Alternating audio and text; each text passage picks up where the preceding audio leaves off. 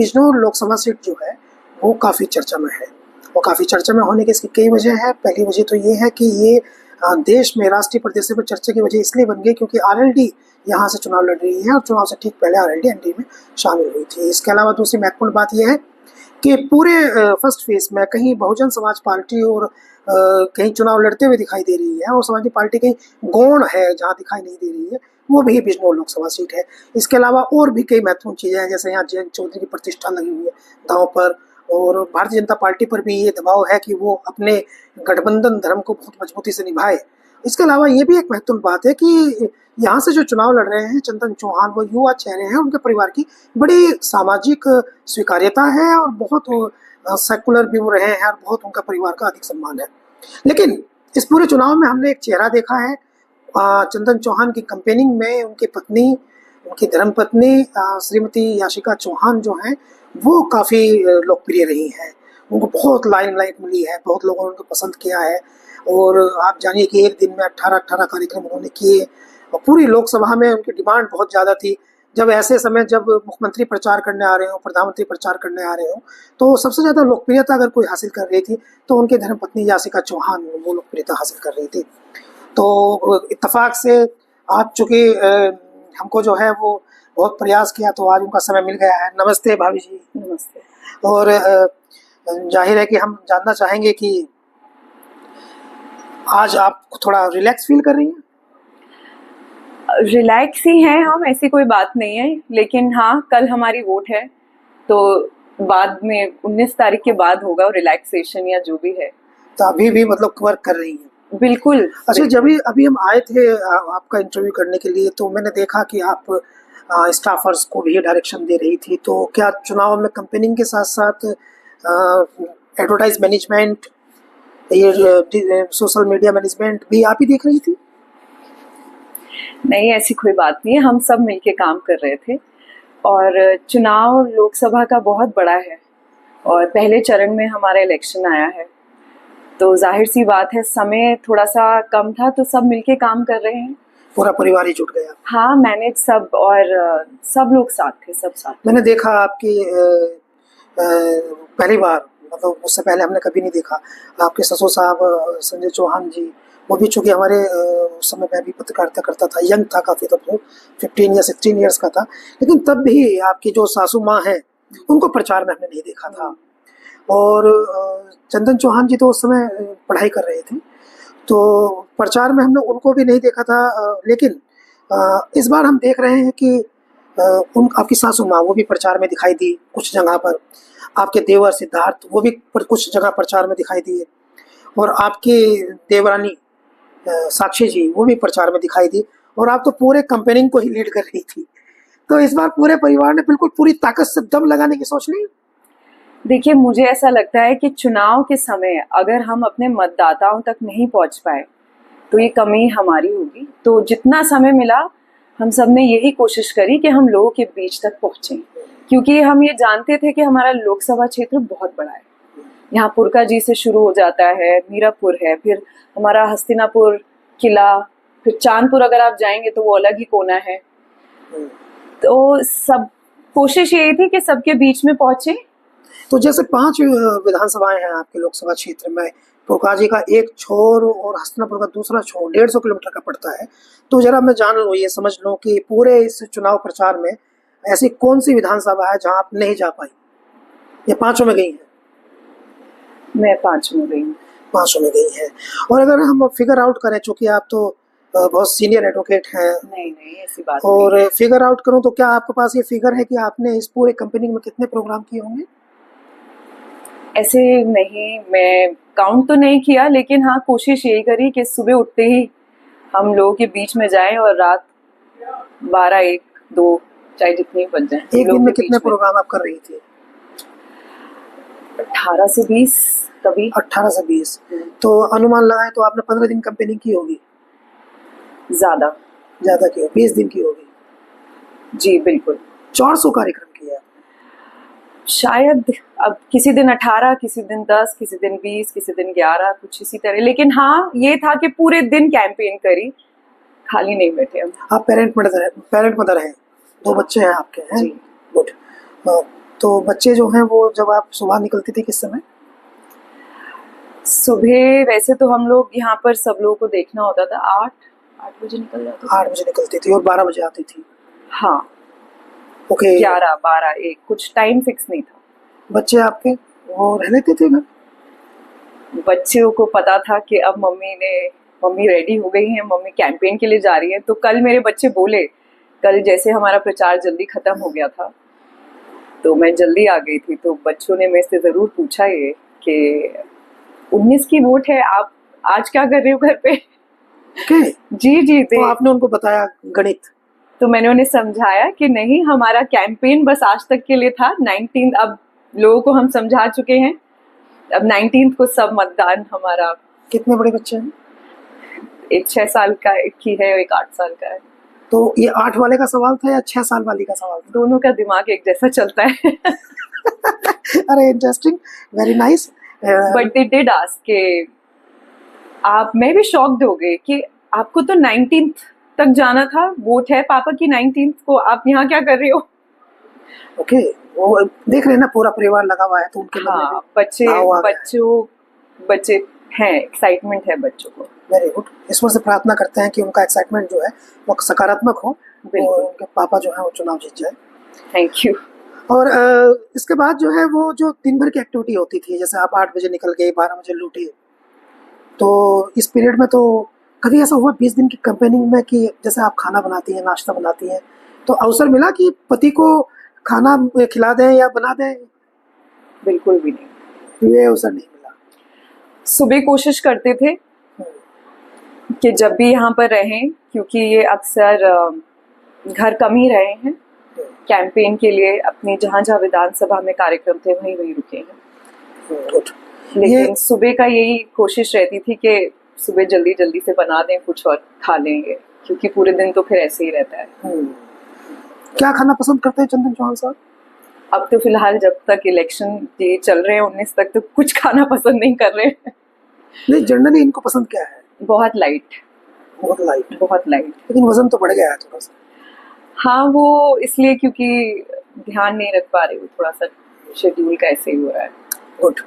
और इस बार जो चुनाव आपका है, विधानसभा तो आपने जीत ली थी, मीरापुर की विधानसभा के विधायक तो थे, तो इस बार का जो चुनाव आपका है, आपको क्या लग रहा है, ये कैंपेनिंग जो आपने की है इसमें आपके क्या अनुभव रहे हैं?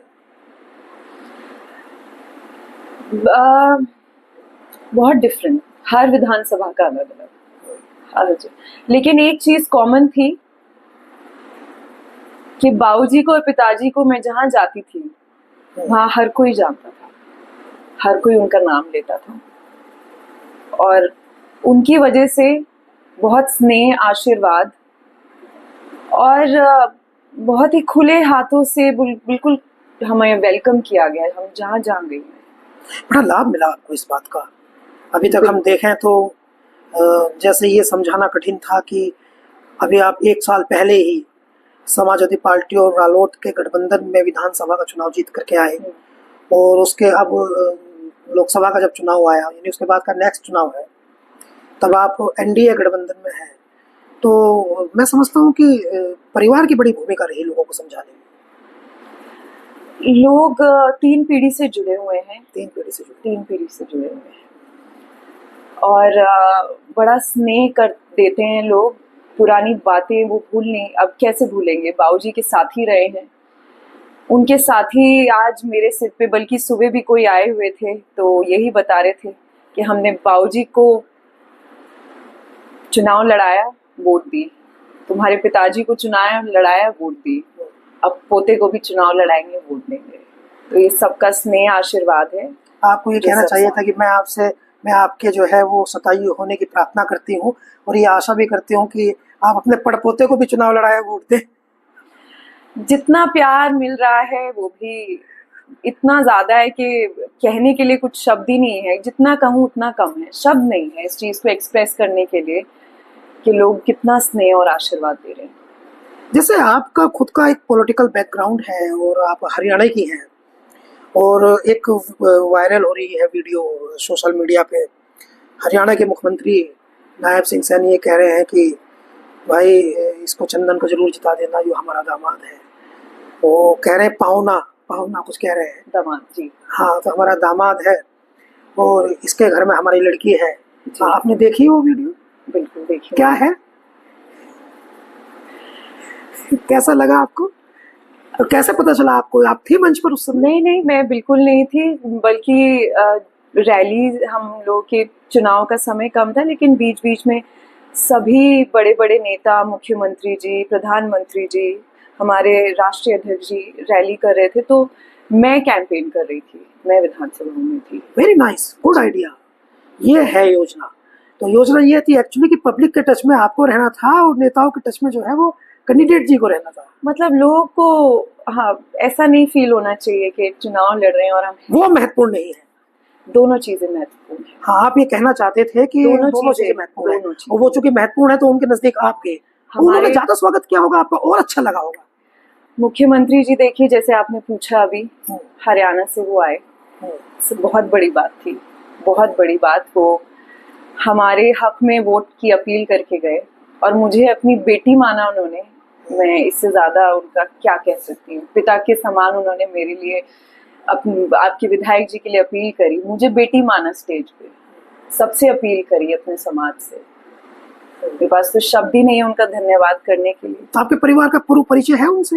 होना चाहिए, वो पॉलिटिकली वहाँ है तो। हाँ, दादाजी हमारे जैसे फैमिली पॉलिटिक्स में थी, है, तो हाँ है ही परिचय, तो ऐसी कोई बात नहीं। आशीर्वाद में आपको जीत, वोट मांग गई वो?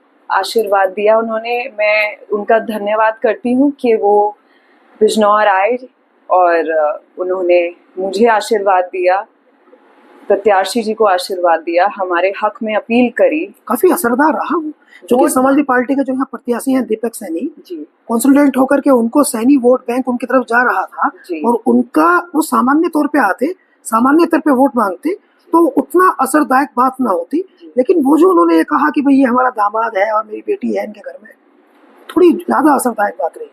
नहीं, बिल्कुल उन्होंने अपना रिश्ता बहुत बहुत बड़ा निभाया, मेरे को हरियाणा की बेटी माना, मेरे पे अपना आशीर्वाद दिखाया, तो उस और क्या चाहिए। पिता के समान उन्होंने इतनी बड़ी अपील करी स्टेज पे खड़े होके, बहुत बड़ी बात है, बहुत बड़ी बात है। खाना कैसे खाती थी आप? जैसे 8 बजे निकल गए, 12 बजे पहुंची, तो आपका तो सारा शेड्यूल बदल गया होगा, तो गाड़ी में बैठ के ही खाना खाते थे कैसे? अरे हमें खाने की क्या चिंता करनी, हम तो अपने लोगों में जा रहे थे, जो वो खिलाते थे हम खाते थे, अपना खाना नहीं लेके चलते थे? नहीं, कोई मतलब ही नहीं है, तो लोगों के बीच में जा रहे थे, बहुत स्वागत करते थे वो लोग, तो जो खिलाया वो खाया सभी ने, जो भी मेरे साथ जाती थी, सबको सब। गुड। अच्छा, पॉलिटिकली अगर हम देखें तो एक एडवोकेट के तौर पर, एक इंटेलेक्चुअल पर्सनैलिटी के तौर पर, पॉलिटिकल एनालिस्ट के तौर पर आपको क्या लगता है बिजनौर लोकसभा जो है वो आप जीत रहे हैं?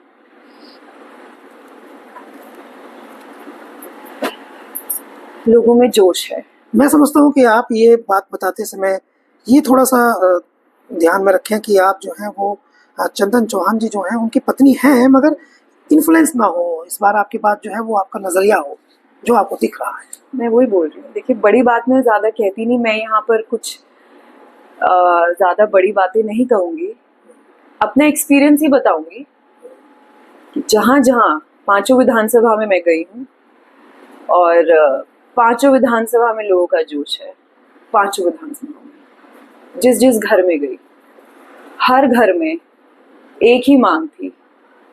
देखिए, एक तो आदरणीय मोदी जी, लोगों के मन में वो भावना है कि उन्हें तीसरी बार प्रधानमंत्री बनाना है, और हमारे चौधरी साहब जयंत सिंह जी,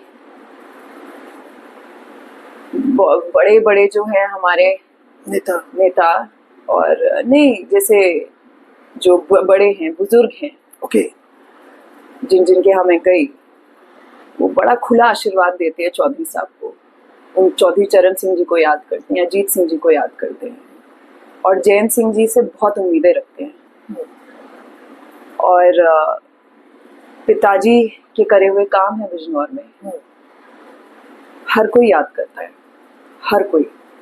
गुड। यासिका जी, एक्चुअली मेरा सवाल ये है कि हमने जो इस बार नोटिस किया है, फर्स्ट फेज में जो 8 लोकसभाएं हैं उनमें काफ़ी पैसे वाली है, काफ़ी धन बल बाहुबली लोग चुनाव लड़ रहे हैं। लेकिन कुछ लोगों के साथ में ओरा भी है, कुछ के साथ लोग जुड़े हुए भी हैं, कुछ के साथ भीड़ भी काफ़ी चल रही है। इलेक्शन मैनेजमेंट जो है वो चंदन चौहान का 1 नंबर रहा है। उनसे अच्छा इलेक्शन मैनेजमेंट किसी का नहीं था। बिजनौर में आप देखिए, मुरादाबाद में, रामपुर में, पीलीभीत में, सहारनपुर में, कैराना में किसी भी पार्टी का कोई कैंडिडेट था तो कहीं ना कहीं कोई ना कोई लेक ऑफ था, कहीं ना कोई कमी थी। जैसे इकरा हसन जो है, उनके साथ भयंकर भीड़ है, उनकी लोकप्रियता है, लेकिन उनके मैनेजमेंट में बड़ी कमियां हैं। आपका मैनेजमेंट आला स्तर का था, ये मैनेजमेंट प्लानिंग कैसे हुई? पहले से तय था कि छोटे भाई कहाँ जाएंगे, पत्नी मेरी कहाँ जाएंगी, माताजी मेरी कहाँ जाएंगी, किन समाज को लेकर कनेक्ट करना है, किस समाज से क्या कहलाना है? इतनी लंबी तैयारी? ऐसी कोई बात नहीं है, ऐसी कोई बात नहीं है। मैं आपके माध्यम से भाजपा कार्यकर्ता, पदाधिकारी, राष्ट्रीय लोकदल पदाधिकारी, कार्यकर्ता और हमारे सभी बड़े नेता, सभी ने मिलजुल के मैनेजमेंट करवाया है, सभी की मदद रही है। ये जो आज आप कह रहे हैं कि बाकियों से मैनेजमेंट आपको हमारा कुछ ठीक लगा या कुछ और बात लगी, इसमें वो सिर्फ इसीलिए था क्योंकि दोनों पार्टी मिलके चुनाव लड़ा रही थी। हमारे पास 2 गुने कार्यकर्ता हो गए। बहुत बढ़िया कार्यकर्ता, बहुत बढ़िया पदाधिकारी, बहुत बढ़िया नेता, दोनों पार्टी के यही सोच रहे थे कि किस तरीके से हम बिजनौर को पार करें। मिशन एम सबका एक ही था। अभी तो आपके जो हस्बैंड है वो चूंकि लीडिंग एज पर है, लेकिन आजकल पूरा उत्तर प्रदेश की सियासत में एक बड़ी महत्वपूर्ण बात आ गई है। मैं पूछ लूँ आपसे, आपकी पढ़ाई लिखाई कहाँ हुई है? मेरी पढ़ाई लिखाई दिल्ली में हुई है। जी। क्या पढ़ाई लिखाई की है? मैंने वकालत करी थी, LLB करी, फिर शादी के बाद मैंने LLM करी, मास्टर्स किया है। Okay, very nice. तो आजकल हम लोग एक नोटिस कर रहे हैं पूरे, चूंकि आप उत्तर प्रदेश में रहते हैं, उत्तर प्रदेश की सियासत में हम ये नोटिस कर रहे हैं कि कई सारी नई महिला नेतृत्व जो है वो उभर कर सामने आ रहा है। और कुछ नाम हैं जो यंग लेडीज हैं, जैसे पूजा सरोज है, उनको लोकसभा प्रत्याशी बनाया गया है। श्रेया वर्मा है, उनको लोकसभा प्रत्याशी बनाया गया है। इकरा हसन है, उनको लोकसभा प्रत्याशी बनाया गया है। और डिम्पल यादव तो वो एक फेस है ही। तो आपको नहीं लगता कि इस समय जिस प्रकार से बात की जा रही है महिलाओं के प्रतिनिधित्व की, तो सियासी तौर पर आपका प्रचार तो अपनी जगह है, लेकिन आपको नहीं लगता कि महिला नेतृत्व को भी बढ़ावा दिया जाना चाहिए, उन्हें संगठनात्मक भी और दूसरी चीज़ों में भी, ना केवल चुनाव में बल्कि दूसरी चीज़ों में भी एक्टिव रहना चाहिए, राजनीति में एक्टिव रहना चाहिए? देखिए, मेरी मदर ने इलेक्शन लड़ा था 96 में, जब रिजर्वेशन हुआ था। ओके जी। ओके। श्रीमती सुधा छोकर। जी जी जी। वो पानीपत से उन्होंने इलेक्शन लड़ा था। मेरी दादी भी उसी समय अपने गांव की सरपंच बनी थी। तो और मैं उस समय से देख रही हूँ, और अब का समय बदलाव आ रहा है, बदलाव धीरे धीरे आ रहा है। ऐसा नहीं है कि महिलाएं हैं नहीं, महिलाएं हैं, लेकिन हाँ, ये थोड़ा सा मेल डोमिनेटेड प्रोफेशन है। हाँ। और इस चुनाव में तो मैंने बहुत ही अंतर देखा। जी, मीरापुर से लेके आप देखिए विद इन 2 इयर्स में बहुत डिफरेंस आया। मैं देख रही हूँ कि महिलाएं की जो स्पेस है पॉलिटिकल रैलीज में, कैंपेन में, और अब आप भी बता रहे हैं कि उन्हें एज कैंडिडेट उतारा जा रहा है, आ रही हैं, बहुत डिफरेंस है। हमारी रैलियों में देखिए आप, रैलियों में महिलाएं हैं काफी अच्छी तादाद में। हाँ, मैंने देखा कि ये जो RLD और भारतीय जनता पार्टी की कैंपेनिंग होती है, हाँ, खासकर मोदी जी की जो रैलियां होती हैं, उनमें महिलाओं की संख्या, भागीदारी अधिक होती है।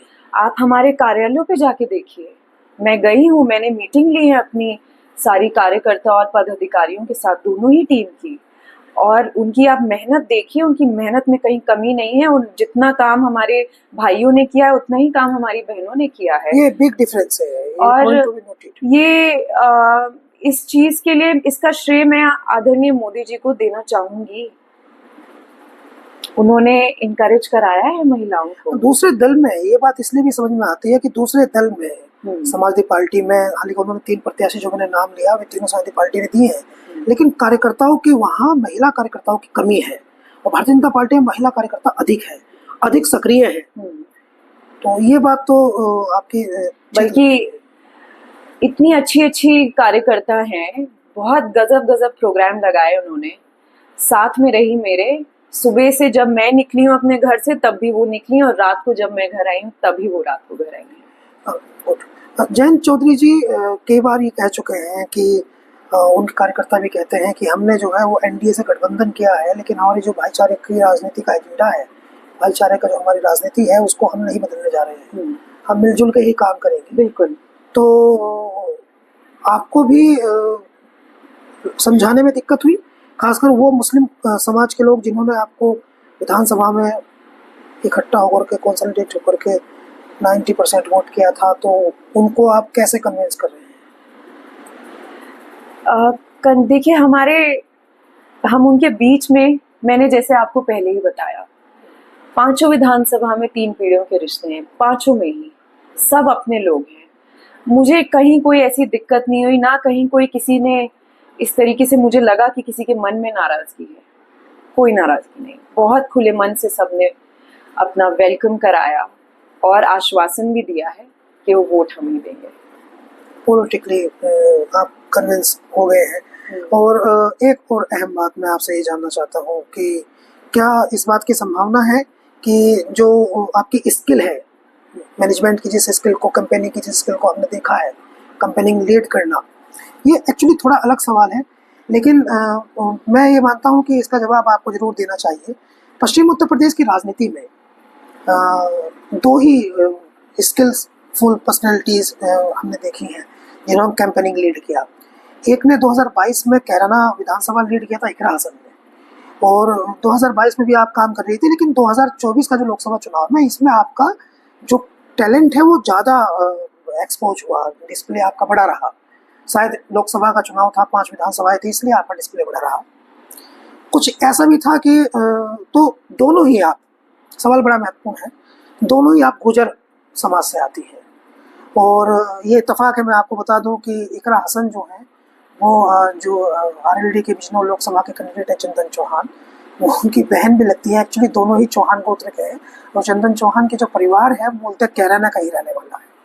इसलिए मैं ये सवाल पूछ रहा हूँ कि अमूमन लोग ये कहते हैं कि गुर्जर जो है वो बहुत बैकवर्ड कम्युनिटी है, इनकी महिलाएं जो हैं वो घूंघट करके रखती हैं, गाँव से बाहर निकलती नहीं है, लेकिन पश्चिम उत्तर प्रदेश में तो 2 ही, एक बहू है और एक बेटी है, लेकिन 2 ही लड़कियों का जलवा है, एक इकरा हसन का जलवा है और एक यासिका चौहान का जलवा है।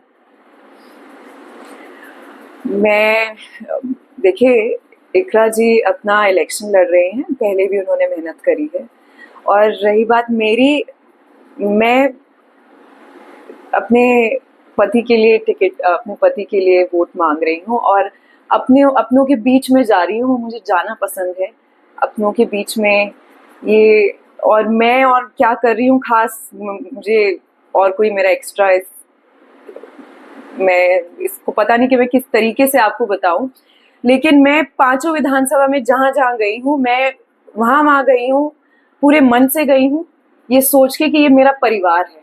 देखिए, 400 कार्यक्रम आपने किए, एक दिन में 18 से 20 कार्यक्रम किए, हर जगह आप भाषण देती थी, बढ़िया बोलती थी आप, लोकल इश्यूज़ को आप जानती थी, हमने आपकी वीडियोस देखी हैं, लोकल इश्यूज़ पे आप बोलती थी, आपको जानकारी होती थी किस व्यक्ति को अपने उद्बोधन में, अपने भाषण में किनका नाम किस प्रकार से लेना है। तो ये सामान्य चीज़ें तो नहीं है। अगर आपको लगता है कि आपको स्वयं की प्रशंसा नहीं करनी है, तो ये तो आप कह ही सकती हैं कि मेरा अनुभव अच्छा रहा है। मेरा अनुभव बहुत अच्छा रहा, मैं ये बिल्कुल कहूँगी। मेरा अनुभव मीरापुर में भी बहुत है। मैं यहाँ की बहू हूँ और हूँ हरियाणा से, और जब मैं मीरापुर में निकली, बहुत स्नेह और आशीर्वाद दिया। मेरी ताकत ही ये लोग हैं जिनके यहाँ मैं जाती हूँ, मैं आपको सही बता रही हूँ। इतना प्यार शायद बाबूजी की वजह से, पिताजी की वजह से, और अब आपकी विधायक जी की वजह से सब बड़ा सम्मान करते हैं। अब तो आप उनको कुछ समय के बाद में सांसद जी कहना आपकी आदत डाल लीजिए। चलिए, नहीं लग रहा है आपको सांसद जी हो रहे हैं? हमने मेहनत करी है, बाकी सब ईश्वर के ऊपर, जैसा बाकी सब कुछ ईश्वर के ऊपर है। बहुत धन्यवाद। यासिका चौहान जी से बातचीत आपने हमारी सुनी है। यासिका चौहान जो है वो इस समय पश्चिम उत्तर प्रदेश के फर्स्ट फेज की स्टार कैंपेनर है। आपको मैं स्टार कैंपेनर बताता हूँ कि स्टार कैंपेनर होते क्या है।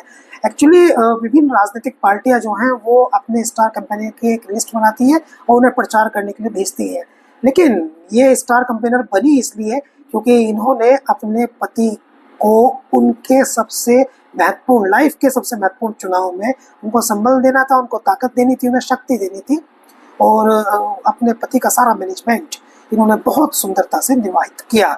बहुत धन्यवाद आपका हमें सुनने के लिए। मैं हूँ आसमान मुतकैफ। Thank you.